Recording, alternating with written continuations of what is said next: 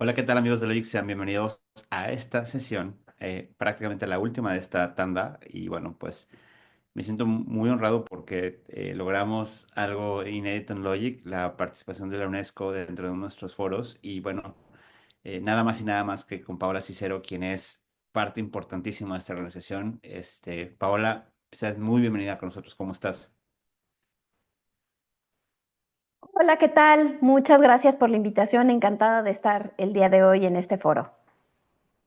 Ahora cuéntanos un poquito, danos un poquito de spoiler, ¿qué nos vas a platicar hoy? ¿Qué estás construyendo desde la UNESCO?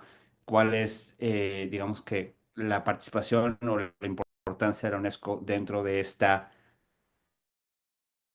pues, revolución industrial prácticamente que estamos viendo en este instante y cómo esto o cómo estos valores que la UNESCO trata de propagar impactan? Yo algo que te debo de adelantar es, siempre que hablaba con alguien de la administración pública, cuando querían expresar cuáles eran las guías que estaban tomando como referencia para usar la IA, siempre nombraban los lineamientos de la UNESCO. Es decir, son un marco de referencia para quienes quieren hacer las cosas bien y eso pues es de aplaudirse porque al final del día genera un estándar, ¿no? Que es algo que es cuando uno es al menos un mínimo esperable y formas parte de esta construcción. Así que gracias por estar con nosotros nuevamente y bueno, pues cuéntanos un poquito quién es Pablo Cicero.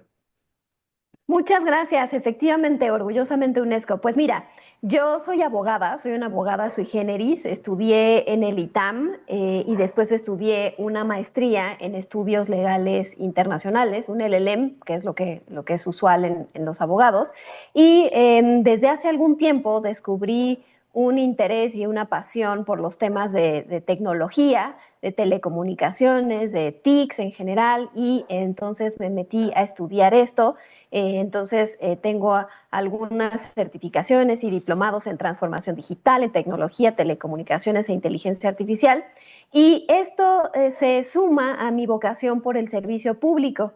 Fíjate que durante más de 16 años me he desarrollado en diferentes áreas del gobierno federal y precisamente continuando con esa vocación de servicio, desde mayo del año pasado me desempeño como oficial nacional del sector de ciencias sociales y humanas de la UNESCO en México, que todo este largo nombre en realidad lo que quiere decir es que soy la responsable de los temas que tienen que ver con ética de las tecnologías, como inteligencia artificial, neurotecnologías, pero también otros temas como deportes, inclusión, juventudes, género, lucha contra la discriminación, lucha contra el racismo y la no discriminación. Entonces, esencialmente mi trabajo es apoyar a instituciones de todo tipo, de públicas, privadas, de la sociedad civil, universidades, empresas, básicamente cualquier persona física o moral interesada, para hacer una traducción, digamos, de los grandes marcos normativos y metodologías, guías como estas que mencionabas de UNESCO, pues en acciones concretas para México, en México, para promover la paz y el bienestar. Por ejemplo, pues a través de la construcción de políticas públicas, de hojas de ruta, de proyectos específicos de colaboración en estas materias que están a mi cargo dentro del sector de ciencias sociales y humanas. Y pues precisamente para ello lo que trato de hacer es tender puentes entre el conocimiento, la información, la evidencia y las políticas públicas y la vida cotidiana de las personas. Entonces, en UNESCO mi rol es justamente hacer esa labor de traducción entre lo global y lo local para asegurar que México se beneficie de esta cooperación técnica y a la vez que las experiencias de México pues también alimenten el debate global en los diferentes temas que se discuten en UNESCO, ¿no? Entonces, ese es esencialmente quién soy yo y qué hago en la organización. Y con respecto a lo que mencionabas del importante rol que ha tomado UNESCO en los temas de tecnología y de inteligencia artificial en específico, la verdad es una muy buena pregunta y es una reflexión que a mí me gusta mucho hacer, porque UNESCO suele ser conocida fundamentalmente por los temas de patrimonio cultural o de educación, ¿no? Por ejemplo, todos identificamos perfectamente los sitios que son declarados por la UNESCO como Patrimonio Mundial de la Humanidad, por ejemplo, ¿no? O Patrimonio Cultural Inmaterial. Y también todos hemos visto estudios, rankings, estadísticas, reportes de UNESCO en temas educativos. Entonces, esos son como los temas emblemáticos por los que más se conoce a UNESCO. Pero UNESCO no es solo eso, que no es poca cosa, desde luego.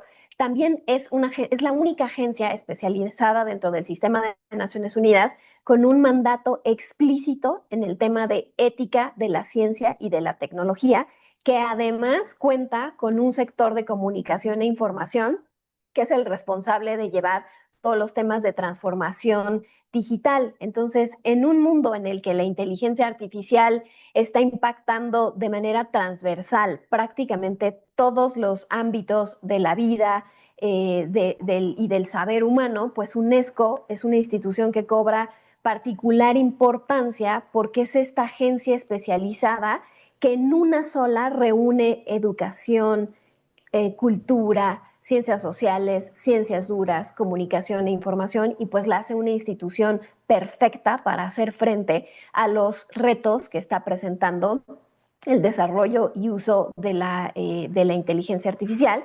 Y en este tema en particular, pues la UNESCO me parece que aportó algo único, que es poner en el centro del debate los derechos humanos a las personas y al medio ambiente, y lo conectó con la tecnología, ¿no? Y entonces, a partir de los debates de UNESCO, todo lo que tiene que ver con inteligencia artificial, digamos que deja de ser una discusión y un debate solamente en términos estrictamente técnicos para los científicos de datos, para los de computación, para los programadores, etcétera, y se vuelve una discusión en la que intervienen filósofos, especialistas en ética, abogados, economistas, psicólogos, es decir, de todas las disciplinas, también de ciencias sociales, que intervienen en esto, ¿no? Entonces la discusión deja de ser estrictamente técnica y se vuelve algo mucho más humano, poniendo a las personas en el centro. Y pues como bien mencionabas, somos testigos de que la inteligencia artificial avanza en muchas ocasiones más rápido que las regulaciones y legislaciones nacionales, y también por eso el rol de UNESCO ha cobrado mayor importancia, porque gracias a UNESCO pues hemos desarrollado ciertas directrices y un marco de referencia global neutral que puede acompañar a los estados la implementación de sus hojas de ruta, de legislaciones, de regulaciones, etcétera. Entonces, me parece que todos estos elementos dentro del mandato y de la configuración de UNESCO es que la han hecho cobrar un rol particularmente importante en el tema de inteligencia artificial. Justo lo platicábamos al inicio de la sesión, Paola, cómo es que estas guías, yo creo que un poquito adelantadas a su momento, porque al final del día lo estaban haciendo cuando pocos hablaban o entendían la conversación, y creo que es una de las partes relevantes de UNESCO, ¿no? La calidad de la gente que forma parte de la misma institución hacen que las cosas que emanan estén bien hechas, que a lo mejor es obvio, pero no lo es tanto, porque también vemos muchas legislaciones o intentos de regulaciones que son pues tristes o de una calidad y entendimiento paupérrimo. Y al final, pues estas guías han generado un estándar mínimo de construcción, de debate. Cuéntame un poco cómo se forman o cómo se estructuran, desde cuándo se van produciendo, cuáles son las preocupaciones. Y también yo te preguntaría, hoy tenemos este estado de guidelines, de guías, de recomendaciones, pero yo te preguntaría más qué se prevé, ¿no? Ya conocemos lo que hay, pero esto está avanzando muy rápido y conllevan amenazas muy relevantes a la forma en la que trabajamos, a la forma en la que convivimos, a la forma, o sea, trae impactos verdaderamente trascendentales en la forma en la que estamos en el mundo, ¿no? Entonces, así como hubo guías adelantadas a su tiempo, ¿qué se está construyendo hoy que nos guíen en los momentos futuros que se están acercando más rápido que de costumbre? Sí, tienes mucha razón, Ricardo. Estas tecnologías, no solo la inteligencia artificial, ahora se habla de cómputo cuántico, de neurotecnologías, en fin, de muchos otros aspectos que van mucho más rápido que la parte de regulación, de legislación, de gobernanza en términos generales. Entonces, el rol de UNESCO ha sido fundamental porque, como bien lo dices, es un trabajo que agrupa a personas expertas de todo el mundo desde muchos ámbitos. El primer instrumento, la recomendación de ética de la inteligencia artificial, se adoptó en noviembre del 2021 por los 193 estados miembros, ¿no? Fue una adopción total e histórica, es un consenso histórico, me parece que en dos sentidos. El primero, porque se convirtió en el primer marco normativo global en esta materia, lo que significa que pues prácticamente todos los países del mundo estuvieron de acuerdo en ciertos principios básicos que fueron adoptados de manera unánime, ¿no?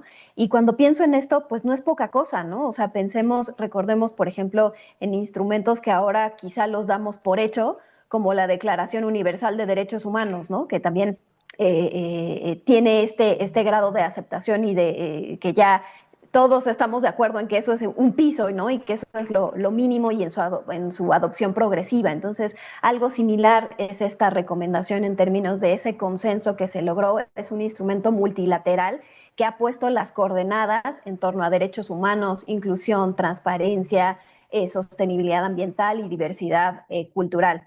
Y en otro sentido también es muy importante histórica, porque por primera vez, o quizá de las primeras ocasiones en que una recomendación como instrumento internacional está dirigida no solamente a los Estados miembros como sujetos de derecho internacional, sino que también está dirigida a las personas, a las empresas, a la sociedad o a estados dentro de los estados, ¿no?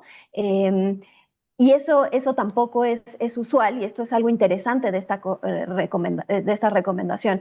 Y como bien decías, ¿de dónde surge o por qué, de dónde salió esto? ¿Es una ocurrencia de un grupo de personas muy sabias en la UNESCO o cómo funciona? La respuesta es no, es resultado de un arduo y largo trabajo que inició con estudios dentro de la Comisión sobre el Conocimiento Científico y la Tecnología, COMEST, que es un órgano dentro de UNESCO, en el que expertos de todo el mundo y de diferentes disciplinas empezaron a discutir esto desde hace prácticamente una década o más, quizá, desde una visión integral que incluye la ética de los sistemas inteligentes, el Internet de las cosas, bioética, entre muchos otros aspectos. Es decir, es una visión mucho más amplia que solo la recomendación sobre sistemas de ética de inteligencia artificial.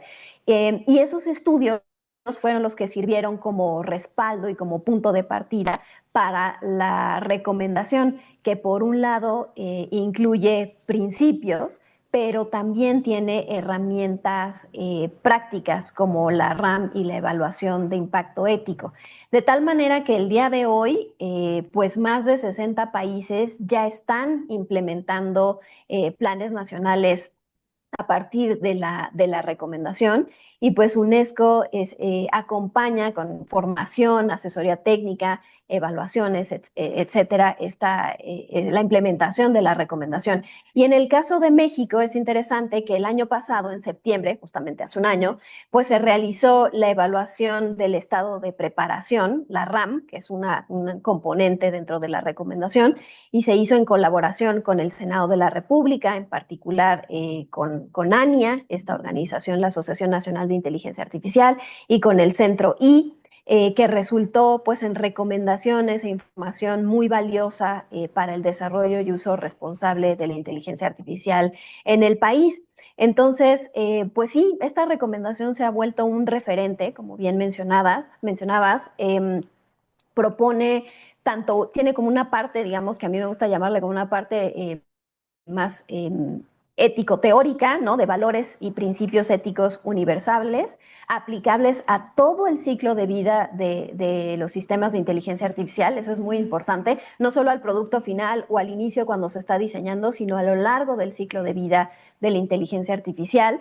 Y pues por primera vez puso en blanco y negro cosas que quizá hoy en día, 4 años después, ya no suenan como muy del día a día, ¿no? Como la transparencia y la explicabilidad, la supervisión humana, la sostenibilidad ambiental, etcétera. Varios principios que ya los asumimos, pero que en su momento pues no estaban tan claros blanco y negro, ¿no? En noviembre del 2021, cuando esta recomendación fue fue adoptada. Y justo con este ánimo de que la recomendación no se quede solo en un texto, ¿no? En un buen deseo, en eso, en una recomendación,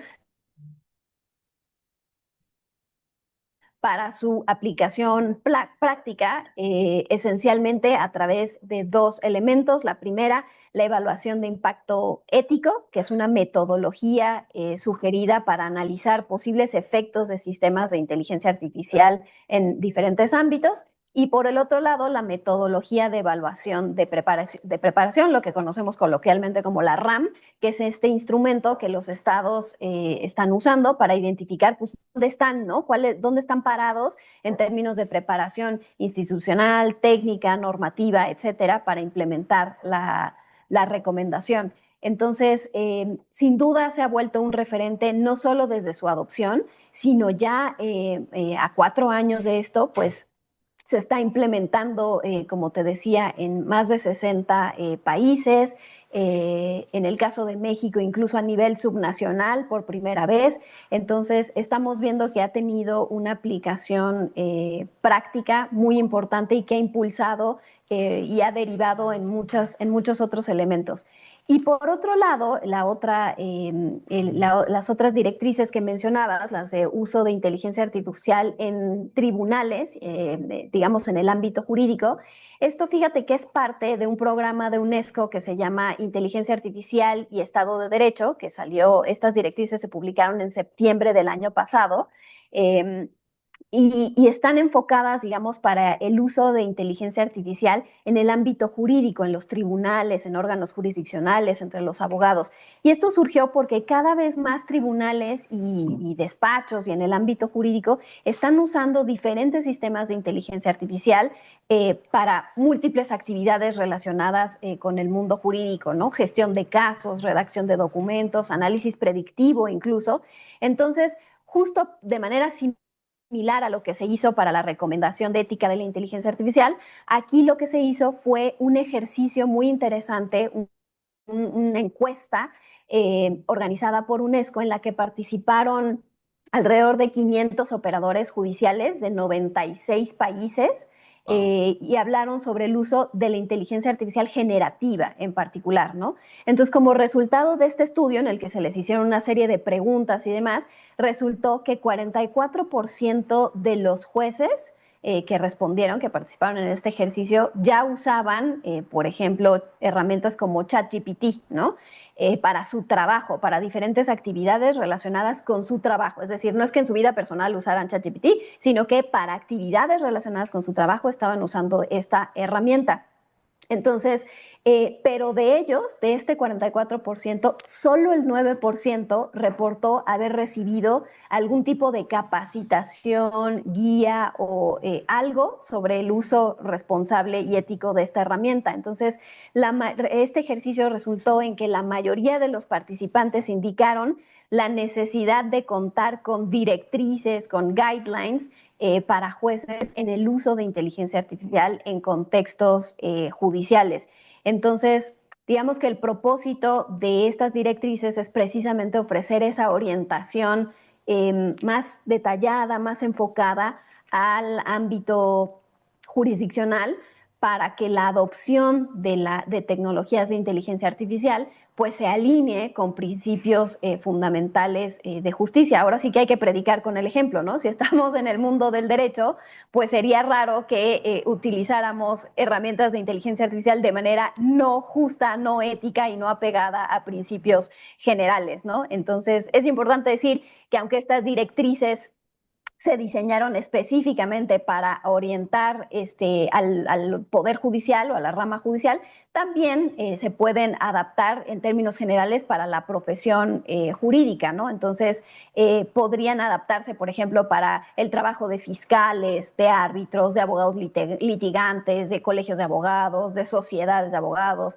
de algunos funcionarios de la administración pública, etcétera, ¿no? Entonces, estas directrices, además de usar este insumo de la encuesta, esta que te mencionaba, también, por supuesto, pues se basan en la recomendación de ética de la inteligencia artificial, se basan en las herramientas y metodologías diversas de UNESCO, como este kit de herramientas global sobre inteligencia artificial y Estado de Derecho, en la evaluación de impacto ético y en la RAM, y pues en diversas fuentes, digamos, secundarias y de bibliografía especializada. Y otra cosa interesante de estas directrices que quizá tiene que ver con su éxito, digámoslo así, o que se han vuelto un referente, es que tienen casos reales, tienen ejemplos reales de uso de inteligencia artificial en sistemas judiciales alrededor del mundo. Entonces, el otro día conversaba con alguien del Consejo de la Judicatura Federal aquí en México, y entonces me decía que no tenían como tan claro cómo se estaba usando esto en el mundo, y pues es justo parte del éxito de estas directrices, que ahí ya te traen ejemplos reales, casos reales, por ejemplo, desde traducción, ¿no? Automática de documentos que está haciendo la Suprema Corte de India, o el procesamiento del lenguaje natural para predecir algunas decisiones judiciales, o la generación, lo básico, ¿no? La generación de resúmenes, la generación automática de resúmenes de sentencias, etcétera. Y a partir de esos casos reales que se describen y se identifican, pues también te señala los riesgos que ya se han identificado. Todos seguramente estamos familiarizados con el caso de Compass en Estados Unidos, ¿no? Donde se ha utilizado en algunas cortes de Estados Unidos para tomar decisiones sobre prisión preventiva, libertad condicional, etcétera, y pues está más que identificado y documentado por diferentes asociaciones, pues que esto ha traído sesgos y de discriminación por los datos con los que Compass fue entrenado, y entonces ha generado sesgos negativos en poblaciones afroamericanas, por ejemplo, ¿no? Entonces, todo esto está ejemplificado, documentado en las directrices, que además de traer estos 13 principios generales, digamos, obligatorios, que van desde transparencia, seguridad, explicabilidad, supervisión humana, etcétera, también hay una parte de orientación específica para los distintos actores del sistema judicial. Es decir, esto no es solo para los jueces, también trae algunas directrices y recomendaciones para personal técnico, para personal administrativo, para quienes apoyan en la labor jurisdiccional, y pues trae cosas muy importantes como realizar, por ejemplo, un análisis de impacto algorítmico antes de desplegar cualquier sistema, ¿no? Antes de decidir usar cualquier sistema de inteligencia artificial, pues hay que hacer un análisis de impacto algorítmico, o hacer un análisis de la necesidad, proporcionalidad e idoneidad de cierto sistema de inteligencia artificial, etcétera. Entonces, me parece que ha sido una herramienta muy útil, que además estuvo, digamos, abierta a comentarios y consulta, digamos que en consulta pública, por decirlo así, durante un largo periodo. Entonces, creo que eso es lo que la ha hecho una herramienta pues muy cercana, muy afable para el mundo jurídico. No, y a ver, yo reconozco que han hecho una labor impresionante, o sea, la verdad, lo han hecho con mucho mano izquierda, o sea, creo que sin imponer absolutamente nada, pero guiando, y anticipando las cosas que ocurren. Por acá, Hudson nos dice que el programa de UNESCO sobre IA y Estado de Derecho lo está tomando de gratuito y que es buenísimo, muy recomendable, o sea, han hecho las cosas bien, pero te tengo una pregunta. ¿Qué pasa cuando uno de los actores principales no se sienta a la mesa? Que se suscribió de lo que es la UNESCO y que quizás esa suscripción o esa no membresía representa a lo mejor, no como una amenaza, sino como una forma ideológica diferente de ver las cosas. Es decir, pues se parten un poquito los caminos respecto de lo que tiene que ver con políticas y alineaciones. Yo no estaría tan seguro que estén mal, simplemente son diferentes, pero eso de alguna forma, bueno, pues genera un reto al liderazgo de UNESCO o genera de pronto el hecho de que, pues no sé, pensando, hemos hablado mucho hoy acerca de lo que viene en el TEMEC y seguramente pues el TEMEC traerá mucho a México de qué alinearse, ¿no? Sobre todo en este momento. ¿Cómo sientes o qué impacto tiene el hecho de que Estados Unidos no esté o no forme parte en este momento de UNESCO, y eso a lo mejor pueda traer caminos diferentes o formas diferentes de ver algunas cosas? Sí, por supuesto, es algo, es ahora sí que es un hecho público y notorio, como decimos los abogados, que Estados Unidos anunció su salida de la organización, ¿no? De UNESCO. No es algo nuevo, es reciente, tiene algunas semanas. Eh, y es importante decir que no es la primera vez que ocurre, ¿no? Es la segunda vez digamos, en la historia reciente en que esto ocurre. Entonces, como bien lo mencionas, creo que desde la organización lo asumimos como un reto, como muchos otros que existen. Eh, ya desde la primera salida de Estados Unidos, pues se habían hecho algunos ajustes y preparación en términos digamos, administrativos y presupuestales para que esas contribuciones que se dejan de recibir pues sean solventadas y subsanadas de otras formas, gracias justamente a la cooperación que se hace desde cada oficina de UNESCO en su país, ¿no? Y en su región.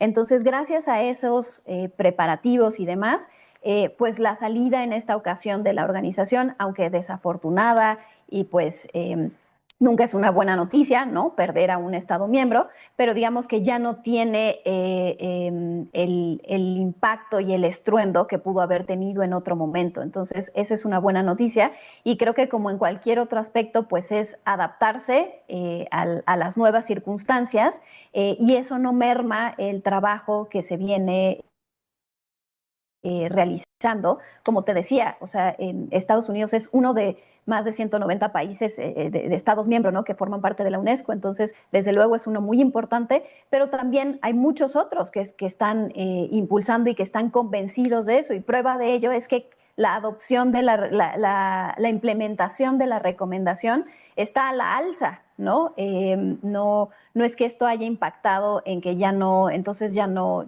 tiene el eco que quisiéramos que tuviera el trabajo que se está haciendo en ética de inteligencia artificial, sino muy por el contrario, hay muchos otros países completamente convencidos de este trabajo, se sigue haciendo e incluso si quieres más adelante podemos hablar un poco de lo que viene, ¿no? De lo que se está trabajando y que me parece que es muestra y es un ejemplo de que el compromiso con la ética de la inteligencia artificial y de otras tecnologías emergentes está ahí, no solo desde UNESCO, sino de la comunidad internacional, ¿no? Entonces, esto sigue. Paola, UNESCO publicó en junio de 2025, hace un par de meses, bueno, no sé si es un artículo o es un reporte que es Whose Education, the Future of Learning, Labor and Living. Y labor, hay algunas preocupaciones respecto a la automatización de los empleos y lo que esto va a repercutir. Em, Sobre todo, bueno, pues digamos que hay varios afectados directos de lo que esto constituye. Ya no es un caso hipotético, ya no es algo que pueda darse, es algo que se va a dar, es algo que va a ocurrir y es algo que va a ser más repentino, va a ser más repentino que no hacerlo. Es decir, va a ser una cuestión casi como de golpe. Me gusta mucho leer a Richard Susskind y nos los ha pronosticado desde ha sido profeta y nos los ha dicho desde hace casi 20 años, pero ya estamos frente a esa situación. Todavía a lo mejor no la estamos viviendo, pero no falta mucho. ¿Cuál es tu posición al respecto? ¿Cuál es la posición de la UNESCO en ese sentido? Por supuesto, como te decía, UNESCO lo que hace desde el inicio de este debate internacional sobre la inteligencia artificial es poner a las personas en el centro. ¿Y eso qué significa? Que no hablemos solamente de innovación tecnológica per se, de lo que hace más eficiente la innovación tecnológica, sino también hablemos del impacto que esto tiene en las personas, ¿no? En el ejercicio de sus derechos, uno de ellos el derecho al trabajo, y en general, ¿no? De que no haya este desplazamiento y que sobre todo no se profundicen más brechas, sino que se ayuden a resolver las que ya tenemos, ¿no?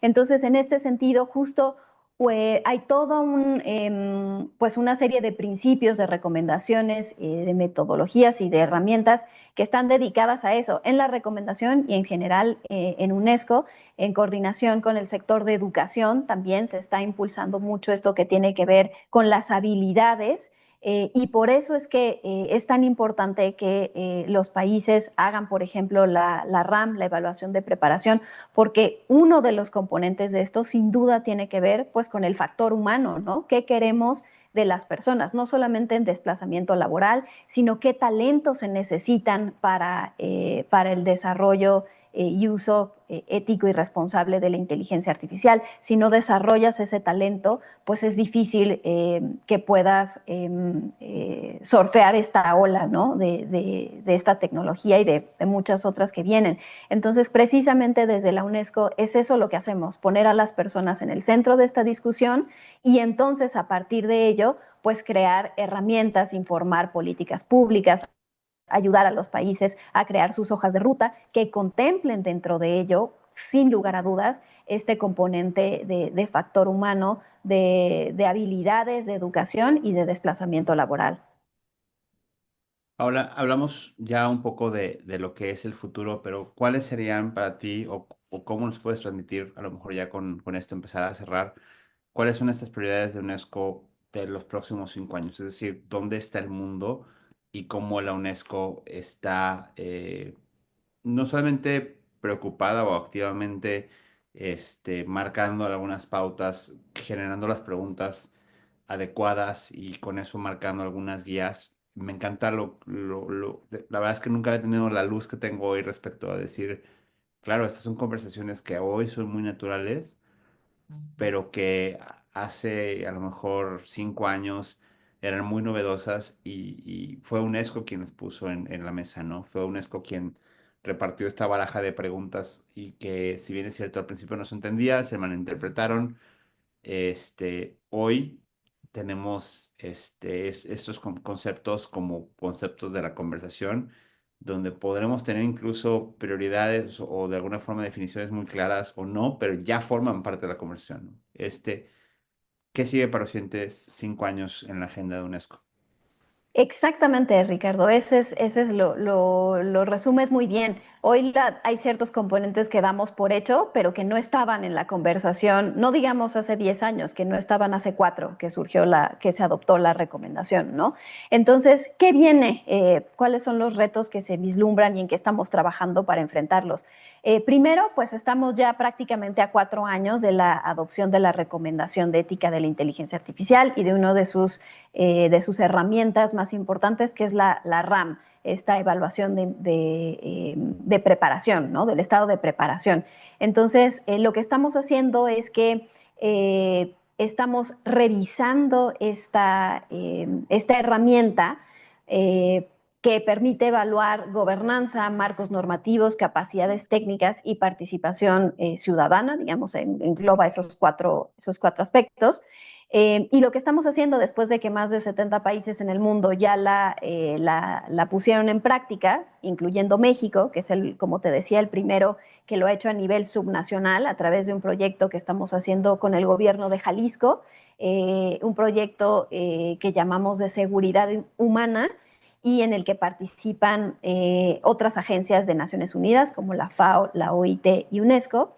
Entonces, lo que se está haciendo es revisar si hay algunos aspectos de esta RAM, de esta herramienta, que requieran pues alguna actualización, algún ajuste, algo que requiera mejorarse, precisarse, en particular, por ejemplo, en el tema de pueblos originarios, ¿no? Quizá fuimos muy optimistas en cómo reflejaría la RAM la participación de pueblos originarios y quizá en la práctica a lo mejor en algunas jurisdicciones no ha sido así o en otras sí. Entonces, eso es lo que estaríamos poniendo sobre la mesa, la revisión de esta herramienta que es de las más importantes de la recomendación y que es como su brazo operativo, uno de los más importantes. Entonces, están haciendo grupos de trabajo para la revisión de esta RAM y en su caso, pues su actualización o su ajuste.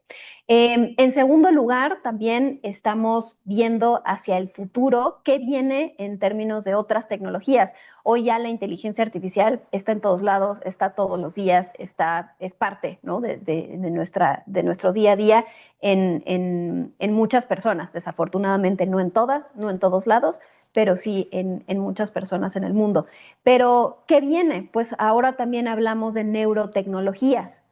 Y aquí estamos entrando, digamos que a un terreno mucho más sensible, porque son tecnologías que interactúan directamente con el cerebro humano. Entonces, esto plantea riesgos en privacidad mental, en consentimiento, en libertad cognitiva. Otra vez, todos estos conceptos que quizá hoy no tenemos tan claros para esta tecnología y que ya para efectos de inteligencia artificial están asimilados y son parte de la conversación, pues eso, hay que generar, UNESCO está impulsando un debate internacional para garantizar salvaguardas éticas en estas tecnologías y para ello elaboró una propuesta de recomendación sobre ética de las neurotecnologías que se va a someter a aprobación de los estados a finales de octubre. Y este anteproyecto, digamos que siguiendo el camino que tuvo el tema de inteligencia artificial, fue desarrollado también por un grupo especial de expertos designado por UNESCO con contribuciones desde diferentes disciplinas, técnicas, jurídicas, éticas, etcétera, y de todo el mundo. Y entonces se construyó sobre estudios preliminares ya realizados por UNESCO también y pues tiene el propósito de guiar a los estados, a la academia, a la industria y en general a la sociedad en la regulación, desarrollo y uso responsable de estas tecnologías neuronales. De manera similar a la recomendación, este instrumento lo que propondría también sería varios principios éticos para guiar la intervención de la neurotecnología. Por ejemplo, les mencionaba la libertad cognitiva. ¿Qué es esto? Pues asegurarse de que las personas mantengan su autonomía mental sin manipulaciones no autorizadas. También tiene el principio, por ejemplo, de precaución y proporcionalidad, que es siempre pues adoptar un enfoque, digamos, escéptico o cauteloso frente a usos invasivos. A mayor invasión, pues mayor escepticismo, ¿no? Entonces, también habla de diferentes posibles usos de neurotecnologías en ámbitos, por ejemplo, de la salud mental, en intervenciones terapéuticas para rehabilitación cognitiva, en fin, muchas aplicaciones que por supuesto tienen amplios beneficios, pero que también pues es importante advertir siempre y poner sobre la mesa riesgos concretos que conllevan, ¿no? Como esta manipulación no consentida, alguna pérdida de privacidad cerebral y por supuesto pues la desigualdad de acceso a estas tecnologías.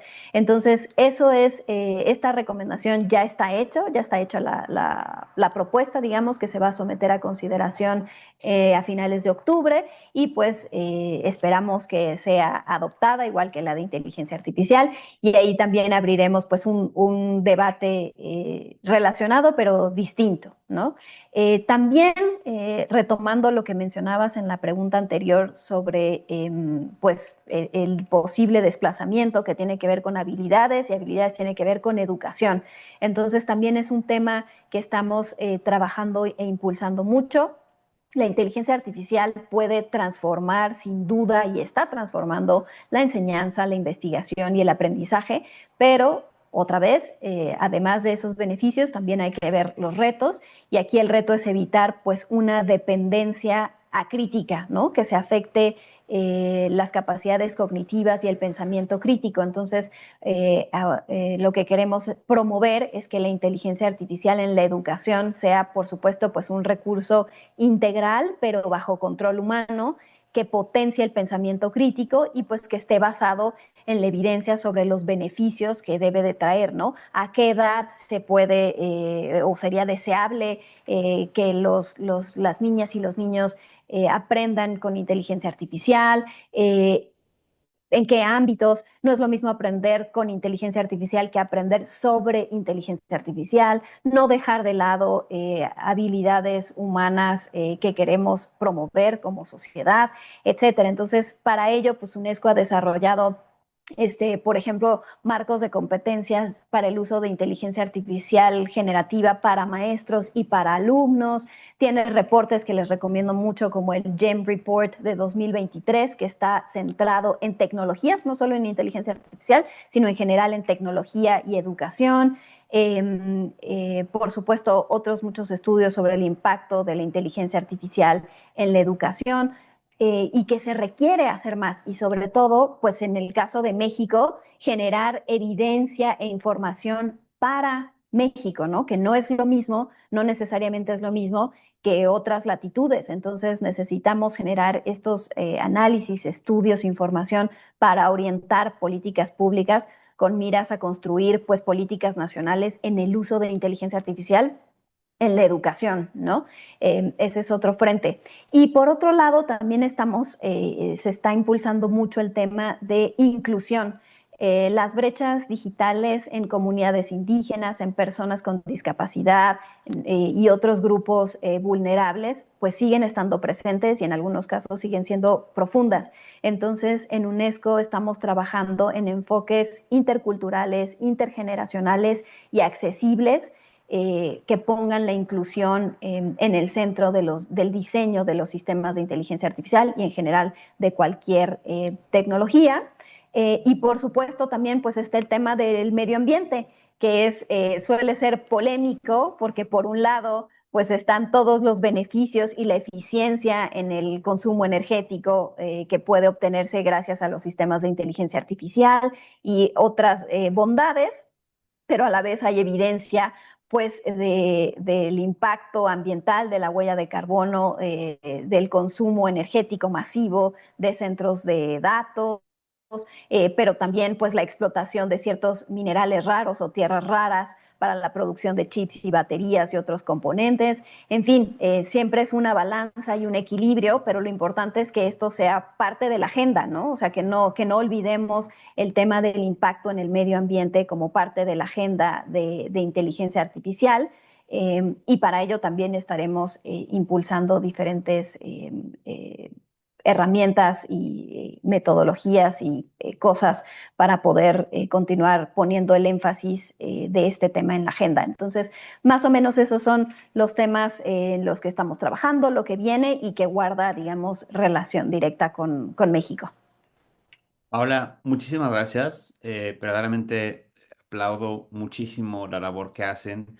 Eh, yo creo que se crea una estructura y tenemos de alguna forma un panorama más limpio debido a o gracias a iniciativas como lo que es la UNESCO y evidentemente el trabajo súper profesional que cada uno de sus miembros forman parte, ¿no? La verdad es que qué bueno que existen y gracias por hoy presentarnos un poco del trabajo que hacen todos los días y a dónde se dirige la intención de UNESCO para los próximos años. De verdad, muchas gracias por estar aquí con nosotros. Al contrario, muchas gracias por el espacio y la oportunidad de compartir un poco más de lo que hace UNESCO más allá de lo que tradicionalmente se conoce, ¿no? De patrimonio y educación. También está el sector de ciencias sociales y humanas a su disposición. No dejen de seguirnos en nuestras redes sociales, de visitar nuestra página para que puedan estar al día de los instrumentos, recomendaciones y cosas que hacemos desde UNESCO. Muchas gracias, Paula. Muchas gracias. Nos vemos. Gracias, hasta luego.